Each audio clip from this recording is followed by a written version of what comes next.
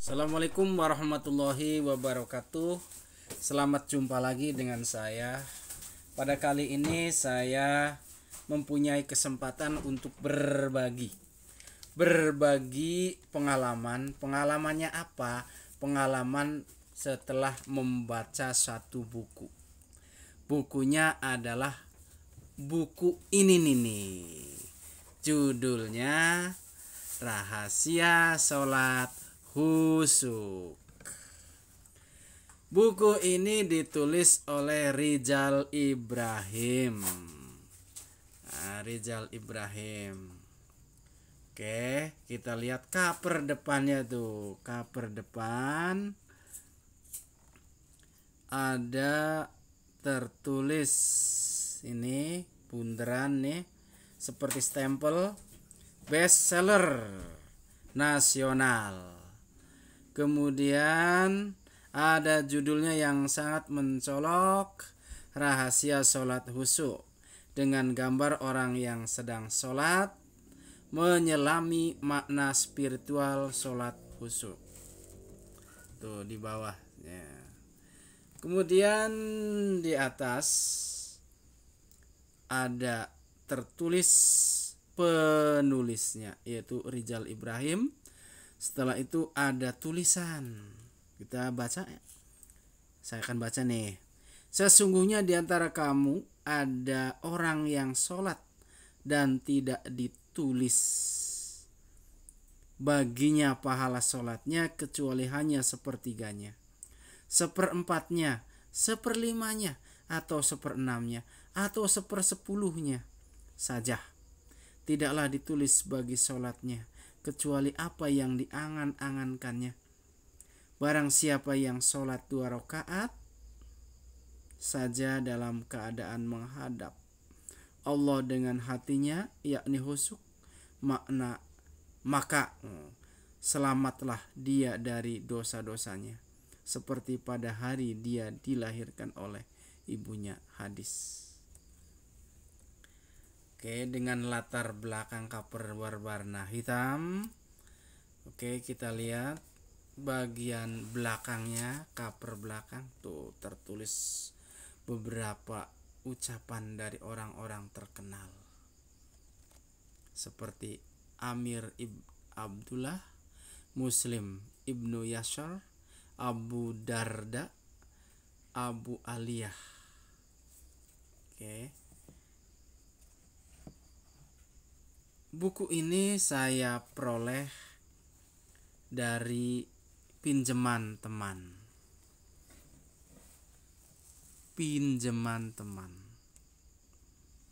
Oh ya, buku ini diterbitkan oleh Dipa Press.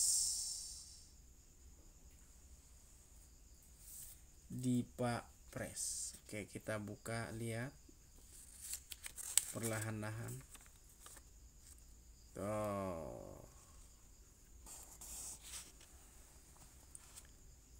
Rizal Ibrahim, Rahasia Sholat Khusyuk, menyelami makna spiritual sholat khusyuk. Sholat khusyuk. Penerbit Dipa Press, Sampangan Gang Perkutut nomor 325B, Wonosari, Baturetno, Banguntapan, Yogyakarta. Oke. Inilah buku Rahasia Sholat Khusyuk. Ini cover.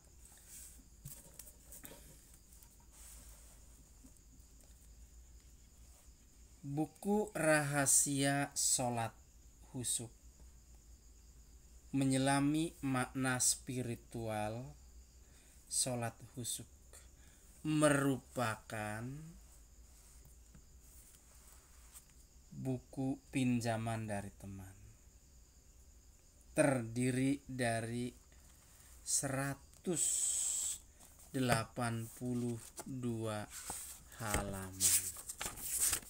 182 halaman.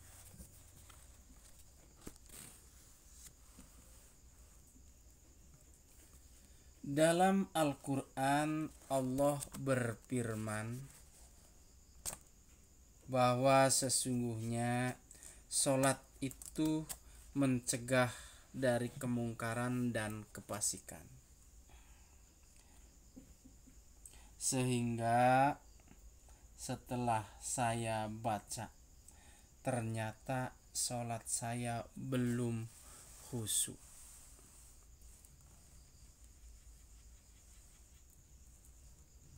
Buku ini pantas menjadi renungan.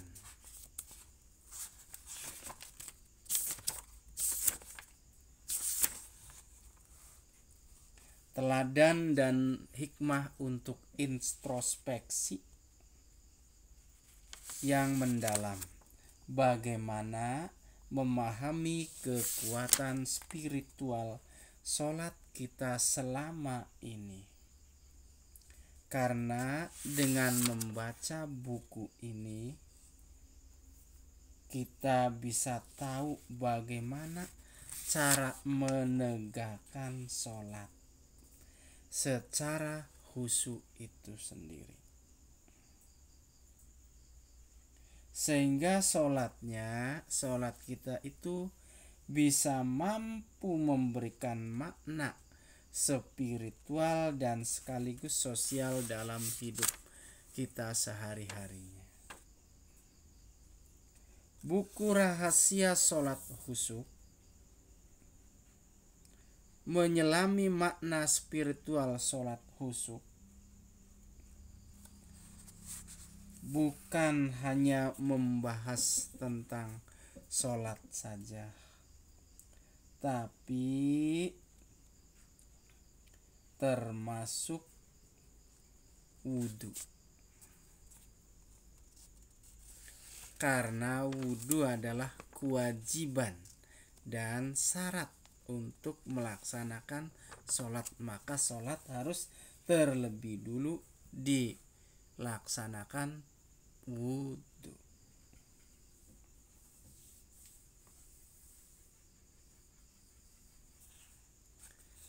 Oke, kita lihat daftar isinya.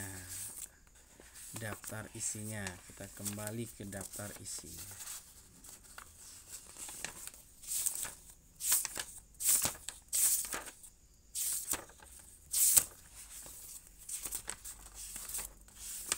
Daftar isinya mana tuh? Oke, ini daftar isinya.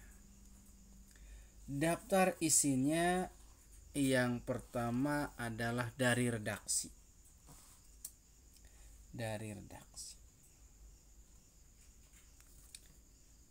Yang kedua adalah ibadah.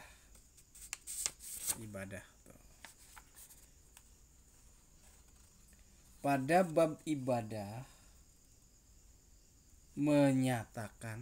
memberi kesimpulan bahwa yang namanya ibadah itu terbagi menjadi dua. Ibadah lahir yang artinya seluruh anggota badan menjalankan semua perintah Allah dan senantiasa menjauhi semua larangannya.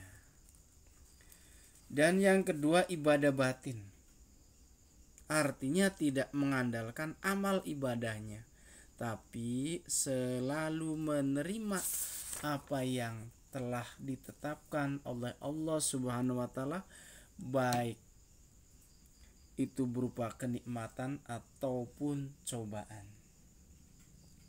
Terus yang kedua adalah wudhu. Wudhu itu penting, syarat sahnya sholat. Maka ketahuilah cara berwudhu yang baik dan benar. Wudhu. Dan yang ketiga menghidupkan atau menghadirkan hati.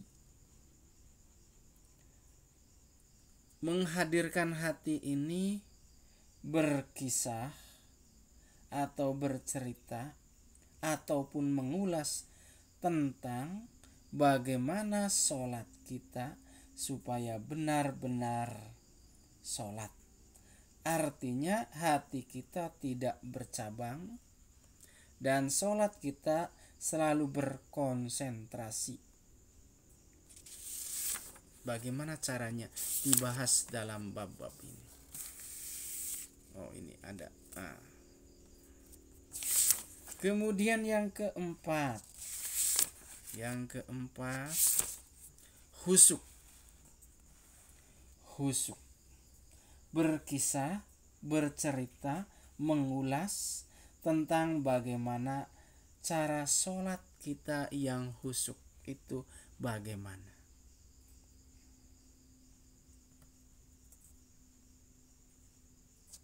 Dan bagaimana cara menghindari hal-hal yang merusak kehusukan sholat kita. Selanjutnya setelah khusyuk adalah yang kelima, sholat. Ini khusyuk masih sholat dan keutamaannya. Mengulas bagaimana tentang keutamaan sholat. Keutamaan sholat.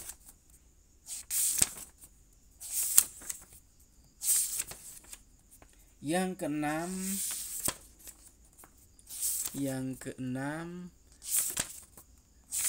apakah itu yang keenam?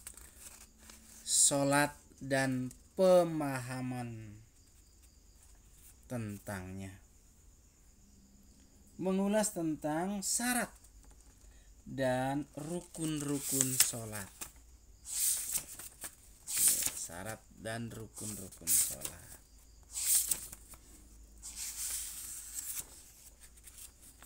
Yang ketujuh adalah, kita lihat yang ketujuh,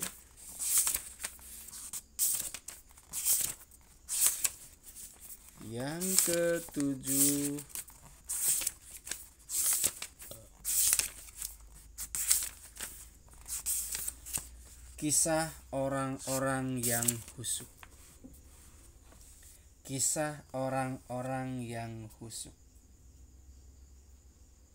Seperti Rabi ibnu Haisam,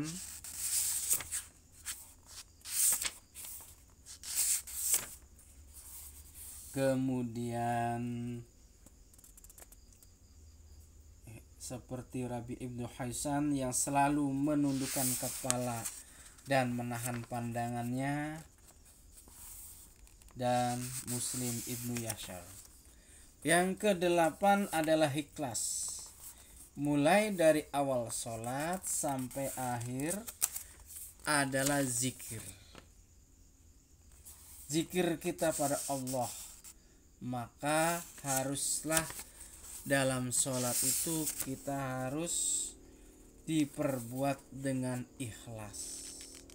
Karena ikhlas adalah jalan menuju kesempurnaan sholat.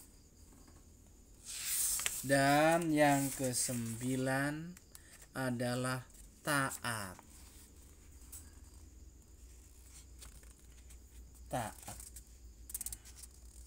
Karena amal orang muslim yang taat adalah yang sangat menakjubkan. Kita semuanya harus taat pada perintah Allah. Oke. Marilah kita perbaiki sholat kita. Sudah khusyukkah sholat kita, atau hanya sekedar menyisakan gerak-gerak jasmani sehingga tak ada bedanya dengan jogging, senam, aerobik, salsa ataupun joget. Oke. Assalamualaikum warahmatullahi wabarakatuh. Mohon maaf bila ada kekurangan, bila ada kesalahan. minta koreksinya. Terima kasih. Assalamualaikum warahmatullahi wabarakatuh.